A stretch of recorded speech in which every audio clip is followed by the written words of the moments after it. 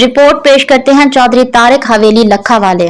वजीर आजम ने अर्जियाती survey of Pakistan के अपग्रेडेड रिसर्च लेबॉर्ट्रीज का इफ्तिताह कर दिया।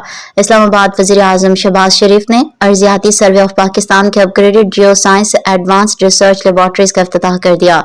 फील्ड मार्शल सैयद आसिम मुनीर, वफाकी वज़रा और गैर मुल्की शख्सियात ने तकरीब में शिरकत की। मनसूबा मुल्क के मादनी तहकीक की सलाहियत में अहम पेशरफ्त है। ये सहूलत 1991 में कायम की गई थी, जिसे जदीद खतूत पर इस्तेमाल किया गया। जदीद तरीन लेबॉर्ट्री कॉम्प्लेक्स चक शहजाद में वाक़िया है।